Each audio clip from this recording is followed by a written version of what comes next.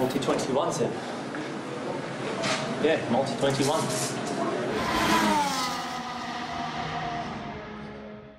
Bonjour à toutes, bonjour à tous et bienvenue dans une nouvelle émission de Multi-21, une émission juste après le week-end le plus important de l'année sans doute, puisqu'on avait les 24 heures du Nürburgring, le Grand Prix de Monaco dont on va parler aujourd'hui, l'Indy 500 et le Coca-Cola 600. Et pour en parler avec moi, un homme qui était passionné par quasiment toutes ces courses, Thomas Felizardo. Salut Thomas. Salut Clément, salut à tous. Alors Thomas, on va parler de ce Grand Prix de Monaco édition 2022, une édition qui aura couronné Sergio Pérez.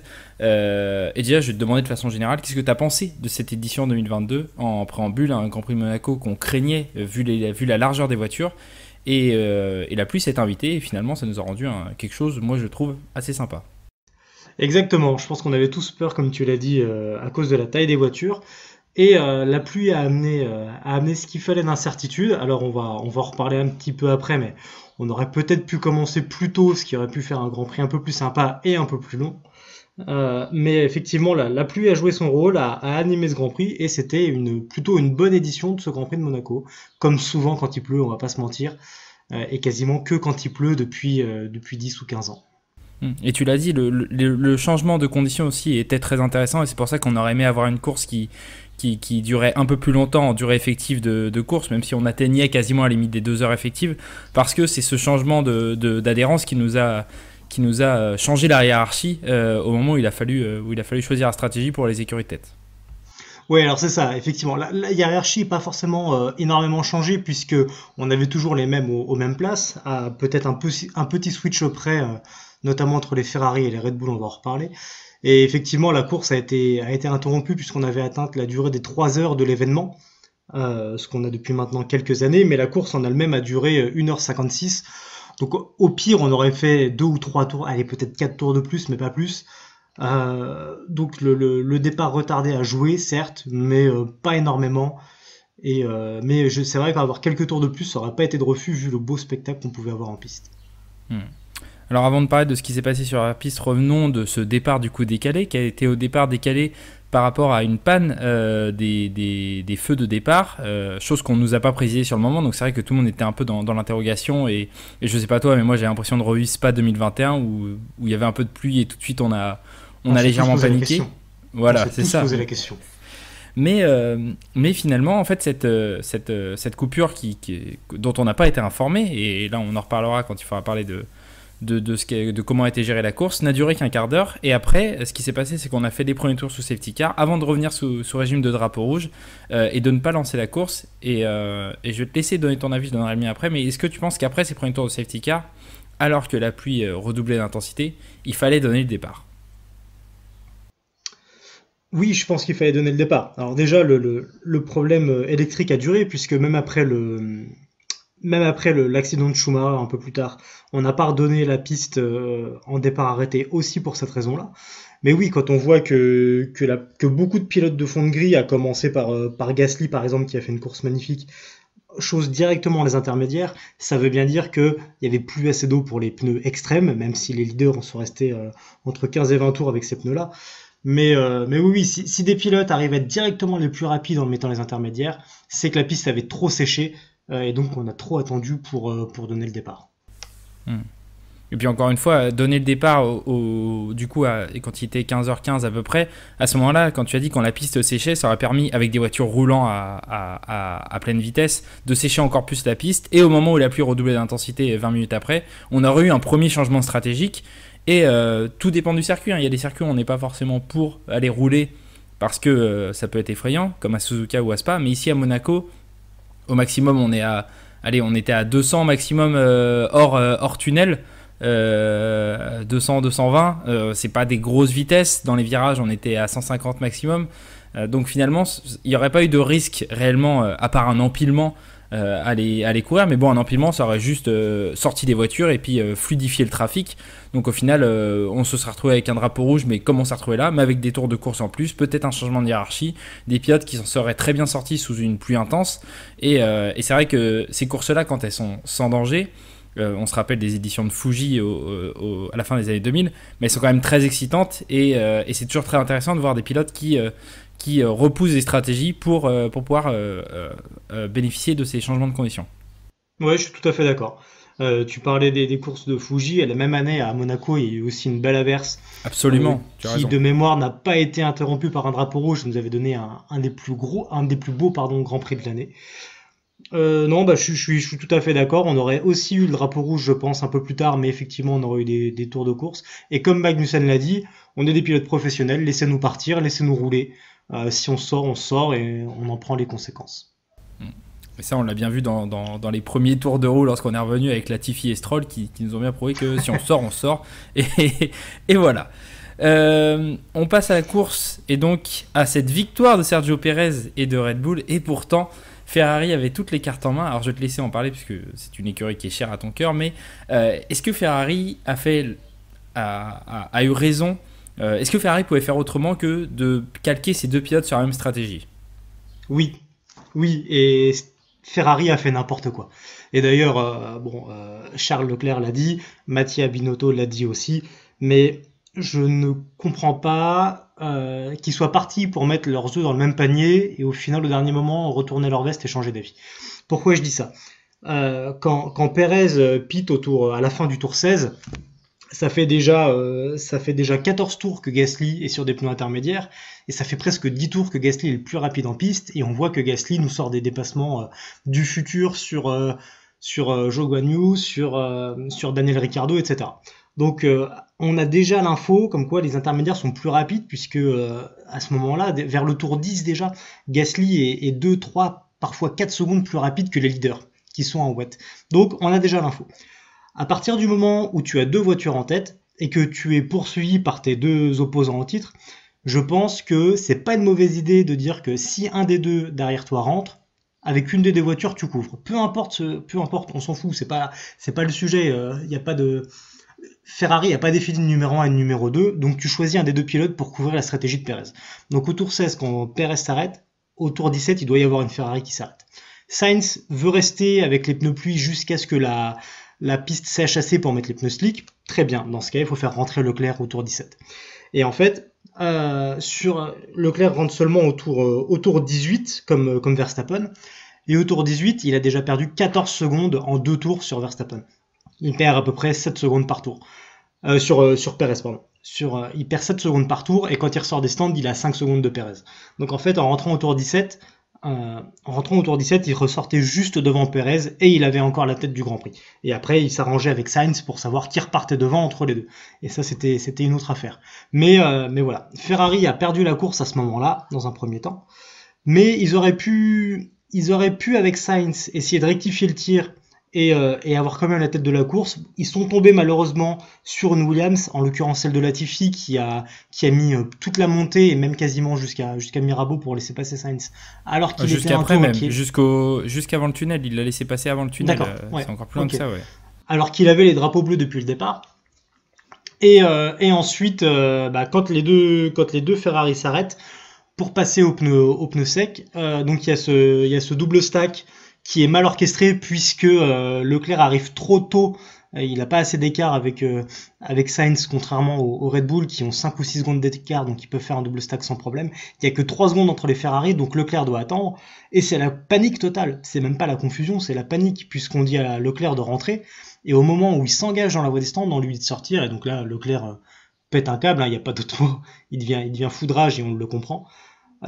Et à ce moment-là, il doit attendre derrière. L'arrêt est pas terrible non plus, et donc il perd même la course par rapport à Verstappen, qui lui fait l'overcut et qui donc lui reprend les quelques secondes, les 3 secondes à peu près qu'il lui manquait pour repasser devant, ce qui fait que Leclerc finit 4e. Et en plus, sur son tour de sortie, Leclerc tombe sur Albon, et là, c'est encore pire que Latifi. Albon, il a pendant plus d'un tour complet les drapeaux bleus. Je crois qu'il lui est montré quelque chose comme 27 ou 30 drapeaux bleus, et il n'en respecte aucun. On fait ce débrief un petit peu plus tard, on le fait le lendemain de la course pour tout vous dire.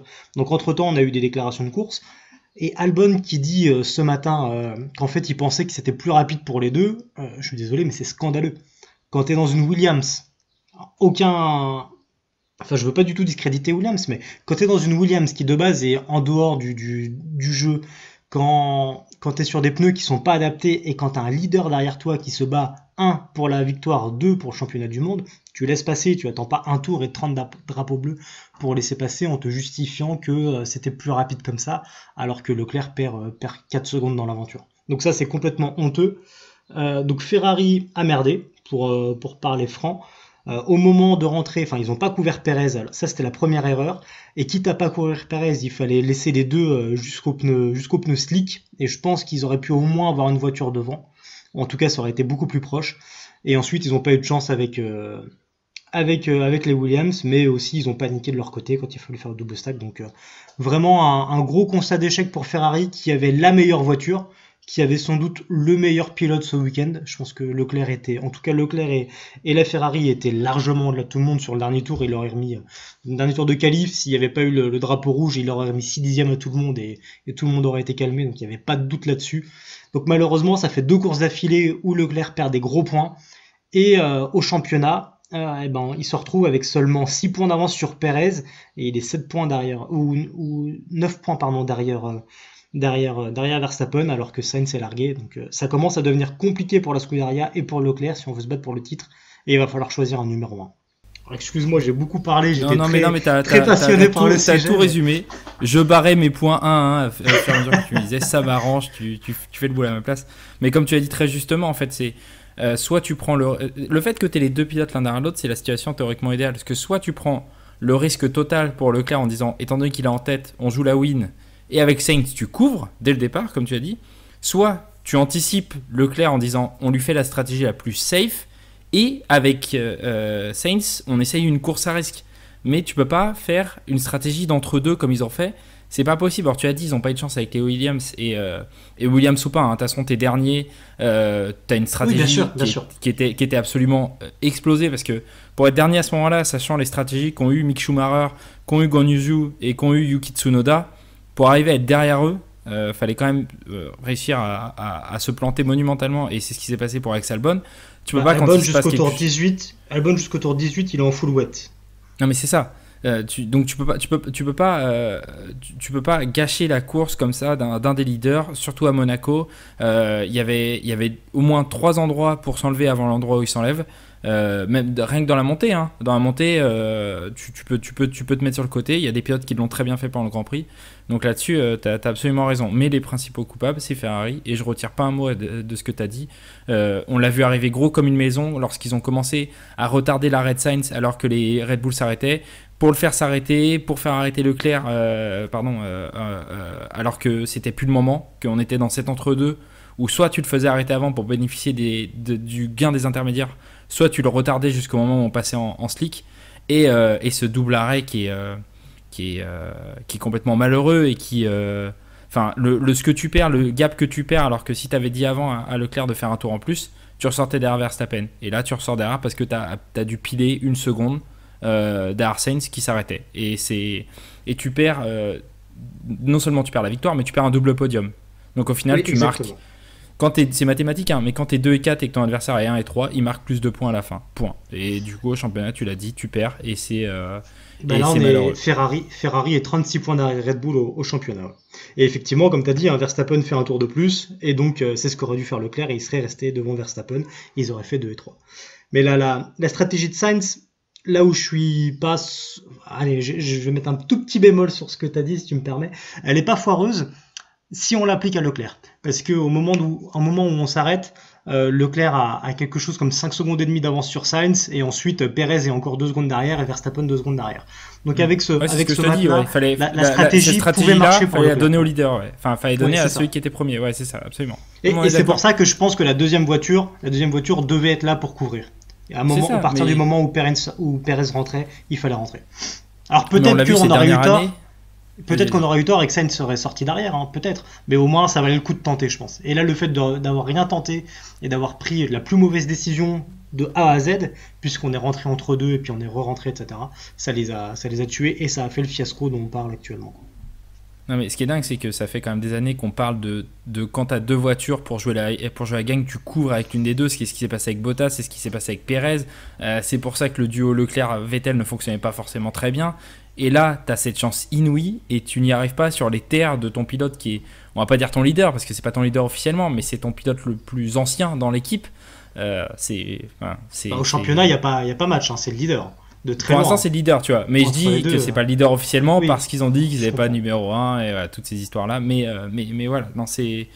Enfin, ça faisait longtemps. On avait vu la Scuderia plutôt, on va pas dire sereine depuis le début de la saison, mais assez bien en place, très bonne dans sa façon de dérouler les courses. On les avait vus parfois même audacieux. Et là, ils sont retombés dans les travers qu'on leur connaissait avant 2021, 2018, Mais, 2019, 2020, quand c'était un peu la pagaille dès que ça s'animait. Et c'est dommage pour eux, hein, parce que franchement, mais tu me tends une perche que je vais saisir, mais est-ce que c'est pas un manque d'expérience de Ferrari? Puisque finalement, on a eu Mercedes qui avait deux pilotes proches, on va dire, à l'époque Hamilton-Rosberg et après à l'époque Hamilton-Bottas, un deuxième pilote qui était quand même plutôt solide, même si c'était pas le plus rapide et on l'a beaucoup décrié, mais il restait solide. Red Bull a eu pas mal d'expérience avec les périodes de Verstappen-Ricardo. Ferrari, ça fait combien de temps qu'ils n'ont pas eu deux pilotes capables de jouer la gagne? Avec Vettel-Leclerc, ça s'est mal passé. Avec Vettel-Raikkonen, Raikkonen était nulle part, encore plus que Bottas, donc Raikkonen pouvait jamais couvrir. Raikkonen, à la limite, on le sacrifiait pour que les Mercedes le rattrapent et qu'ils les ralentissent, un peu comme ce qu'on a vu avec Perez à Abu Dhabi en 2021, mais c'est à peu près tout. Donc est-ce qu'il n'y avait pas un petit manque de connaissances stratégiques de Ferrari par un manque d'expérience, parce qu'ils ne sont clair, hein. jamais retrouvés dans cette situation?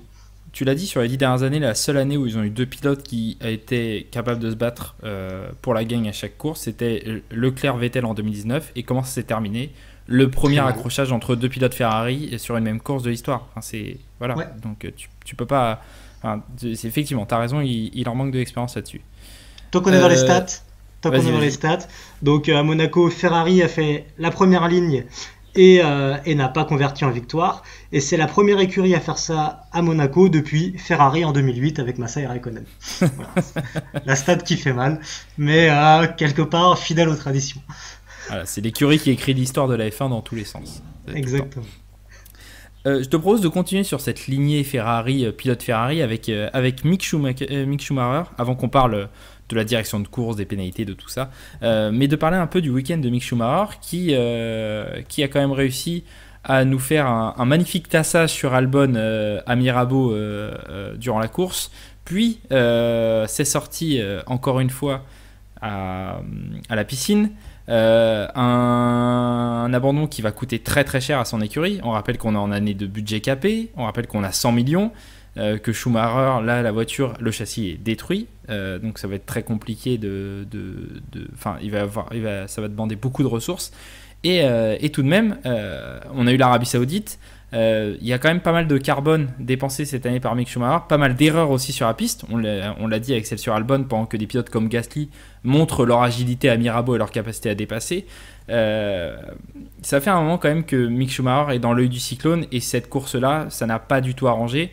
Et avant que je te pose la question, j'en parlais il y a quelques temps, j'avais dit que le trio Monaco, Bakou, Montréal, en termes de confiance, si tu te prenais les pieds dans le tapis à Monaco, pour les deux autres urbains qui suivaient, ça allait être très très compliqué. Et celui qui s'est le plus pris les pieds dans le tapis du plateau, c'est Mick Schumacher. Je suis tout à fait d'accord avec ça, et malheureusement en fait ça date pas de Monaco, ça date déjà au moins de Miami, puisque il y a l'accrochage avec Vettel dans les derniers tours, alors qu'il pouvait marquer des points.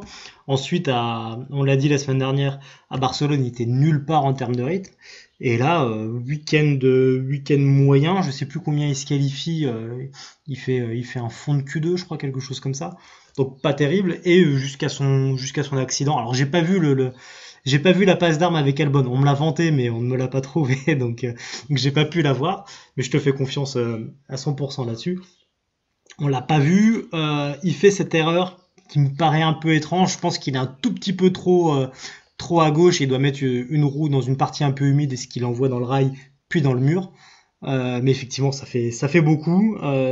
Schumacher, quand il se crache, il a ce don pour se cracher très violemment, et donc avoir des très grosses factures. On l'a vu l'année dernière à Monaco par exemple, et cette année à Jeddah entre autres, et aussi l'année dernière à Jeddah.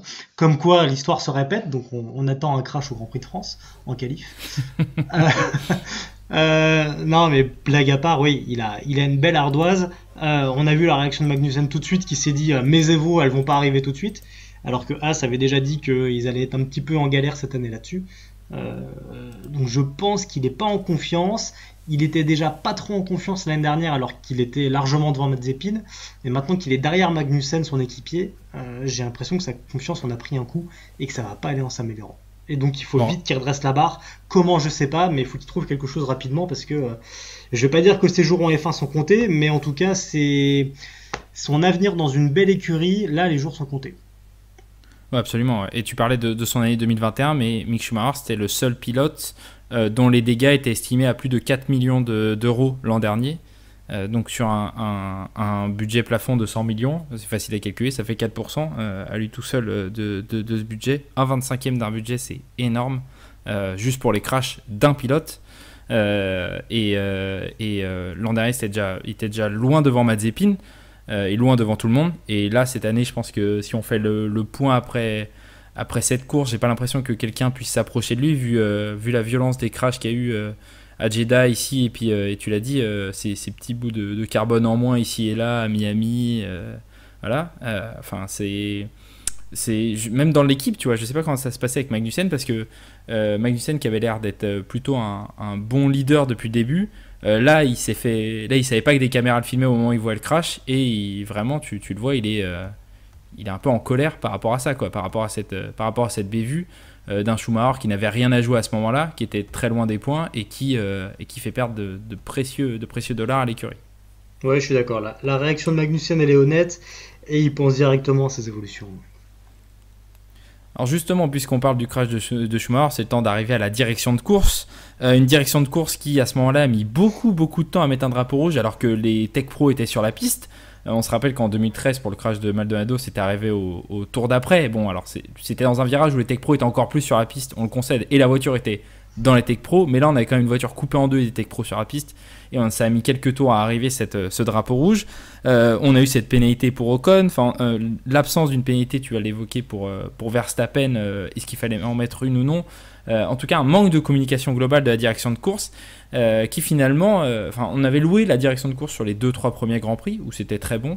Là, depuis quelques temps, et surtout sur ce Grand Prix, on assiste à des choses un peu plus délicates. Ouais, le plus incompréhensible pour moi, ça reste la gestion du cas Schumacher. Donc Schumacher se crache au 27e tour, on attend un tour complet, enfin on a tout de suite une virtual safety car. Je pense qu'on s'est tous dit à la maison, et si on regarde les vidéos de Canal+, Julien Febvre le dit tout de suite, il faut un drapeau rouge.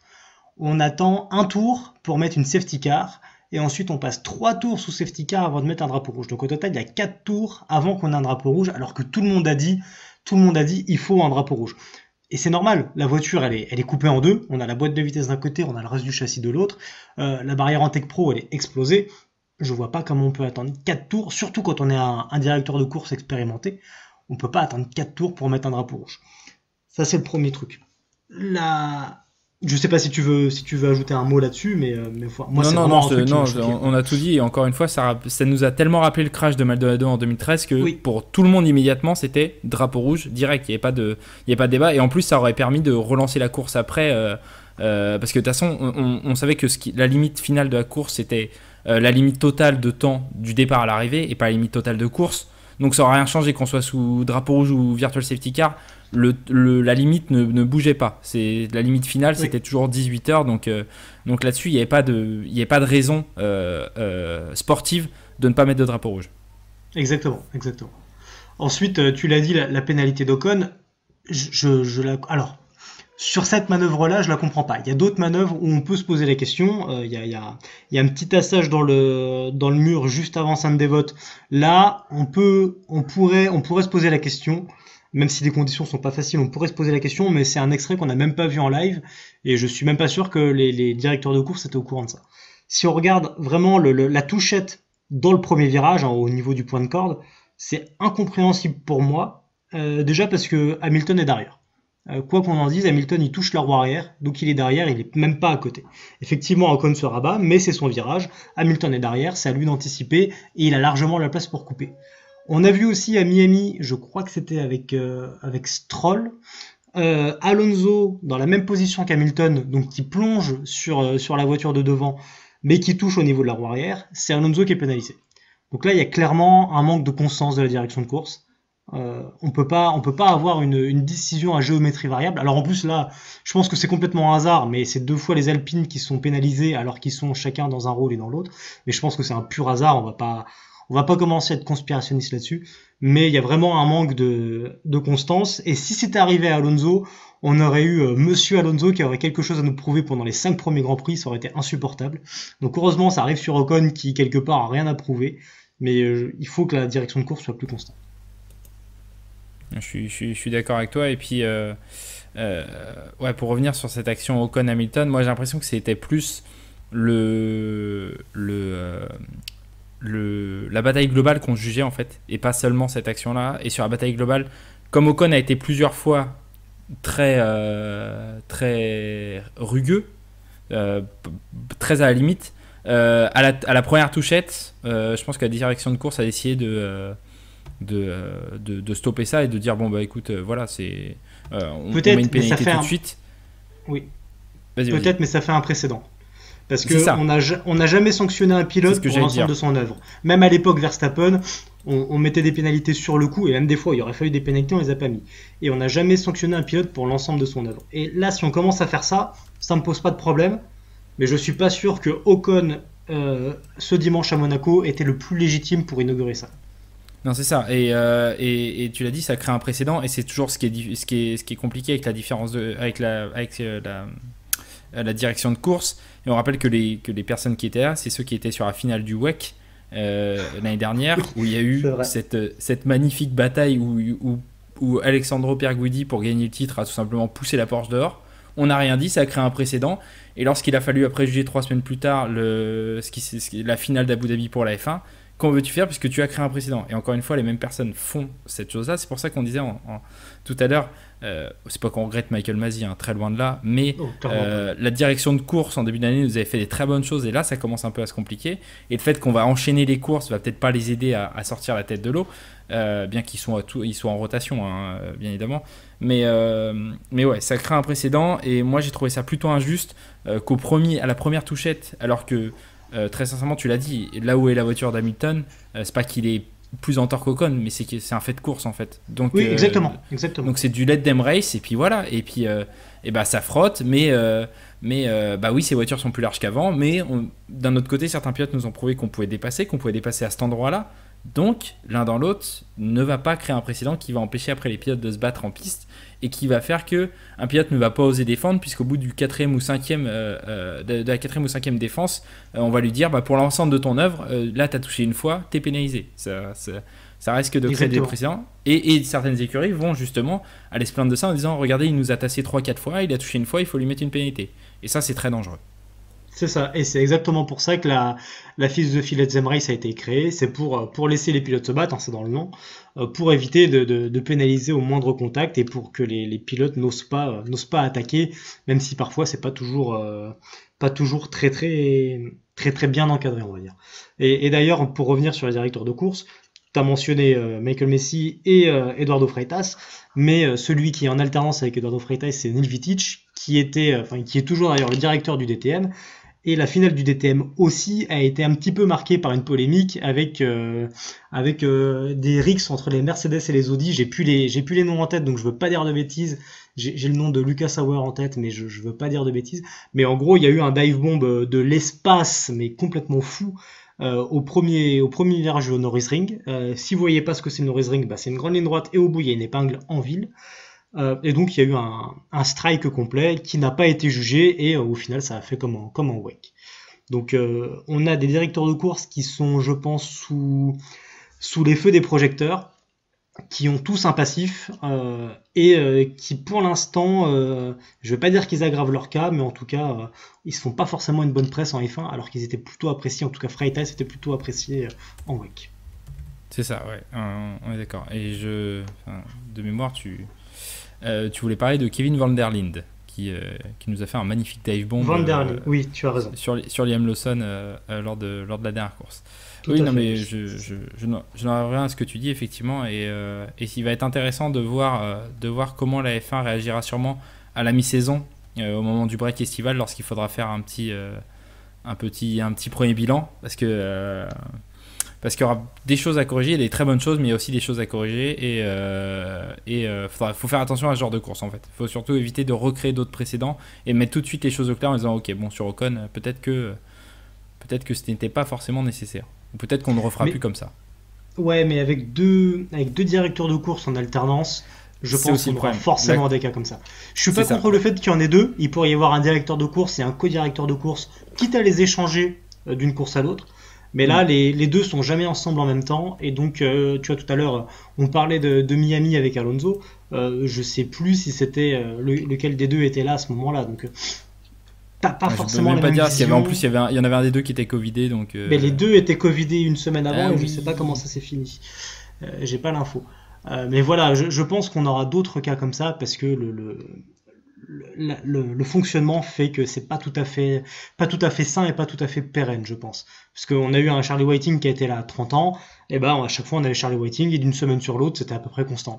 Avec Michael Messi, ça restait plutôt constant. Là, si on a des décisions plus strictes, ce qui est bien, parce qu'on respecte un peu plus le règlement, mais si c'est inconstant, voilà. Typiquement, en parlant d'inconstance, je pense que la transition est faite. On peut parler du cas Verstappen. Alors, le cas Perez, je l'exclus tout de suite, il n'y a rien. Ça a été admis et sur les images, on voit qu'il n'y a rien. Le cas Verstappen, il met la roue sur la ligne, ça c'est indéniable et ça a été reconnu par Red Bull. Là où il y a petite confusion qui est potentiellement liée à ces changements de directeur de course, c'est que dans les notes du directeur de course, donc le jeudi ou le mercredi soir, il dit à la sortie des stands, il faut rester à droite de la ligne. Et en fait, ça, c'est un copier-coller de 2021. Et entre-temps, entre 2021 et 2022, le règlement international a changé. Puisqu'avant, on disait que aucune partie de la voiture ne doit être sur la ligne. Donc en gros, le moindre bout de pneu sur la ligne était pénalisé, et c'est ce qu'on a pu voir. Mais maintenant, le règlement dit que la voiture ne doit pas franchir la ligne. Et donc là où ça devient litigieux, c'est qu'est-ce qu'on définit comme franchi? Est-ce qu'il faut que ce soit l'élément complet qui sort, donc en l'occurrence le pneu? Est-ce que la moitié du pneu ça suffit? Est-ce que le quart du pneu ça suffit? Est-ce que le bord du pneu ça suffit? Est-ce que la bande de roulement ça suffit? Et donc là, on a modifié un règlement pour le rendre, à mon sens, moins clair.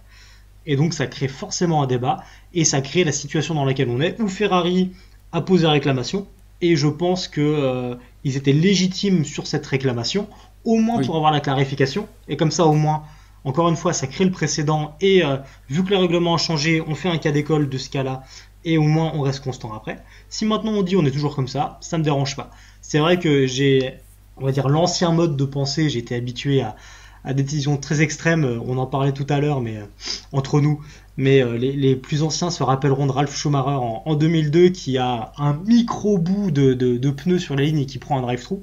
Et je crois que c'est pas le seul. Je me demande si Michael Schumacher l'avait pas pris aussi.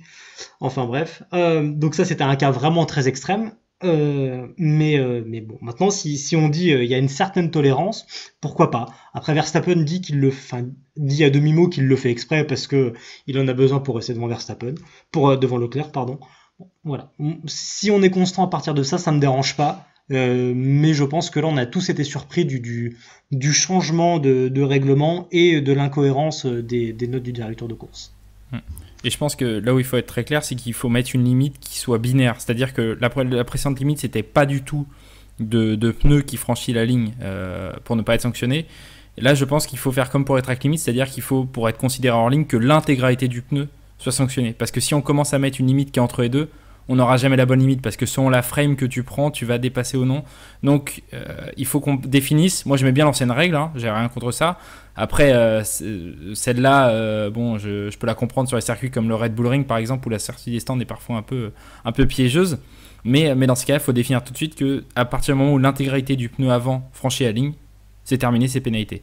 C'est ça, et là c'est pas tout à fait clair. Voilà, et tant qu'on restera dans ce flou-là, c'est là où on va avoir des réclamations de la part d'écuries, et ça sera totalement légitime, tu as dit, Ferrari a totalement la légitimité, et en réalité, On exagère, hein, bien sûr, mais si demain Verstappen se voit imposer une pénalité de 20 secondes et perd sa 3e place sur ce Grand Prix, on ne pourra rien dire, puisque la signification n'aura pas été assez claire là-dessus, et que toutes les interprétations dans un sens ou un autre sont possibles.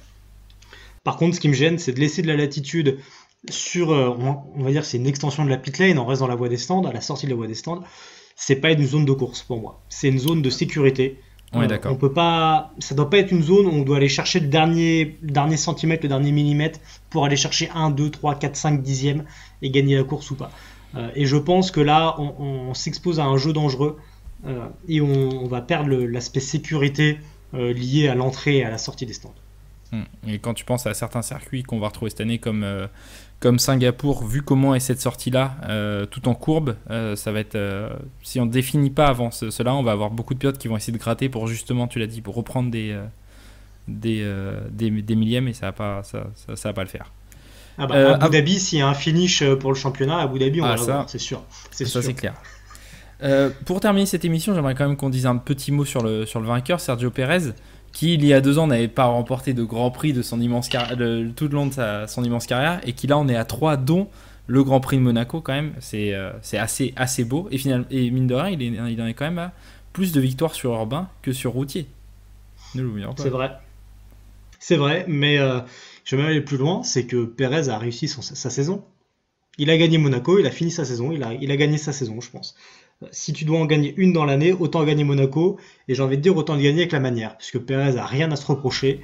Il a fait la course parfaite, il a mis la pression tout le long sur Sainz, il a eu l'arrêt au stand au bon moment pour les leaders, il n'a pas eu de trafic dans son tour de sortie. Il est repassé devant grâce au jeu des arrêts au stand, mais sans litige, sans rien. Donc course parfaite de Pérez, très belle course. Il a tenu ensuite une 30aine de tours avec les Ferrari et Verstappen dans ses échappements, sans faire d'erreur quasiment. Il y a eu un petit blocage de roue, mais c'est pas plus méchant que ça. Donc Pérez, toutes mes félicitations. Après un Grand Prix d'Espagne où il a dû se coucher devant Sa Majesté Verstappen, il remarque des gros points au championnat et aussi pour son moral, et je pense qu'il peut être une belle menace pour la fin de saison. En tout cas, Ferrari doit s'en inquiéter. Et tu l'as dit, hein, c'est surtout après ce Grand Prix d'Espagne où il a dû légitimement, moi je dis légitimement, se coucher devant Verstappen, puisque c'est quand même le champion du monde en titre, donc dans ton écurie c'est normal qu'il y ait une hiérarchie, mais là il le devance en qualif, il fait la course parfaite, il gagne, nickel. Et bon, pour l'instant on est loin encore de ses projections, mais tu sais, en début de saison on entend cette petite musique de attention, si Leclerc et Verstappen se crachent beaucoup l'un contre l'autre en deuxième partie de saison, on pourra avoir un Carlos Sainz qui va jouer le titre. Et ce scénario pourrait aussi arriver pour Sergio Pérez. On en est loin pour l'instant, mais il a franchi la barre des 100 points, comme ses 2 homologues. Il est qu'à 6 points de Charles Leclerc, et en cas de bataille féroce entre le pilote monégasque et Max Verstappen, ça pourrait peut-être aussi profiter à Sergio, et pas seulement à Carlos Sainz. On le souhaite pas, mais oui, effectivement, on le souhaite pas, mais s'il y a un événement malheureux où les deux pilotes ou les deux leaders s'accrochent à Bakou, si Pérez arrive à nous ressortir une victoire, il est en tête du championnat. Il est à 15 points de Verstappen au championnat, donc il a la possibilité de prendre la tête. Je ne crois pas trop au fait qu'il soit un prétendant au titre, parce que tu l'as dit, Verstappen est clairement le numéro 1, pas que parce qu'il est champion du monde, mais parce que c'est l'écurie qui est façonnée autour de Verstappen, et qu'en vitesse pure il est une classe au-dessus, donc s'il n'y a pas d'incident sur certaines courses, il sera devant. Faut aussi, oui, mais n'empêche que là aujourd'hui au bilan comptable il est juste derrière, comme ça n'a pas forcément été beaucoup vu avant dans des écuries dominantes. Donc il est tout à fait légitime, et il pourrait très bien se retrouver en tête du championnat plus vite qu'il ne le pense, alors que Sainz, j'ai un doute sur le fait qu'il soit déjà devant George Russell au classement général. Effectivement, il est derrière George Russell au classement général. Ça va arriver vite pour Carlos Sainz, mais oui, le temps il est un point derrière. Il est un point derrière, je suis d'accord, mais il est derrière. Et il est nettement derrière, quoi. Il est 40 points derrière. Il est 40 points derrière Verstappen, alors que Pérez est juste derrière, quoi. C'est quoi cette saison 2022 de Sergio Pérez a des petites vibes de Mark Webber 2012 là pour moi là. Ouais, j'aurais dit 2010, mais ça se tient. 2010 il joue le titre plus loin, tu vois. 2012 je m'arrête à la mi-saison, tu vois. Mais après j'ai pas osé 2010 parce que ça me paraît qu'il le joue jusqu'à la dernière course, ça me paraît quand même osé. mais qu'à un moment on se dise et pourquoi pas. Écoute, je ne mettrai pas ma main à couper, mais est-ce qu'à un moment on n'aura pas un article sur et si c'était l'année de Sergio Pérez? Je pense qu'on peut l'avoir à mi-saison selon comment ça tourne sur les prochaines courses. Pour ça, il faudra un effondrement de Verstappen. Et surtout, si les Mercedes reviennent en force, je pense que Mercedes va pas rapidement choisir un leader. Mais s'ils reviennent dans la bataille et qu'ils ont leurs deux pilotes qui peuvent aller chatouiller les leaders, Ferrari et Red Bull choisiront très vite un leader dans leur équipe respective. Je suis d'accord. Et donc, malheureusement, ce sera Pérez et Sainz qui en feront les frais, je pense. En tout cas, vu ce qu'on voit aujourd'hui, on verra dans 6 mois, ça aura peut-être changé. Mais Écoute, je te remercie pour cette émission, pour cette longue émission sur un Grand Prix de Monaco. Merci à toi. Très séduisant quand même, il faut le dire, on s'est bien marré. Nous qui avions peur de relancer le débat, encore une fois, faut-il garder Monaco en F1? Là, il n'y avait aucun débat, c'était une super course. Tout à fait. Et puis, on continue dans ce triptyque de circuit urbain dans 15 jours avec l'Azerbaïdjan avant d'aller au Canada. C'est quand même des belles courses qu'on a là. Là, on est sur une partie de saison assez excitante. On a envie d'être à chaque Grand Prix. Ouais, on est sur des très belles courses qui sont variées. L'année dernière, on se rappelle que Leclerc, avec sa brouette, a réussi à faire la pole à Bakou. Alors, ça n'a pas tenu très longtemps en course. Non. Donc là, avec une Ferrari plus fringante, ça peut être intéressant, même si Red Bull aura l'avantage de la vitesse de pointe. C'est ce que j'allais te dire. Je pense que aussi, on peut compter sur Pérez qui sera confiant puisqu'il arrive en dernier vainqueur de l'épreuve.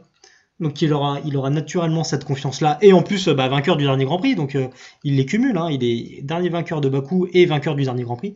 Donc il sera, je pense, en pleine confiance. Les deux Red Bull seront très dangereux à mon avis. Et j'espère pour Ferrari que Sainz sera au niveau pour pouvoir jouer le jeu de l'équipe. Et sans oublier les Mercedes qui ont l'air d'avoir résolu leurs problèmes de marsouinage.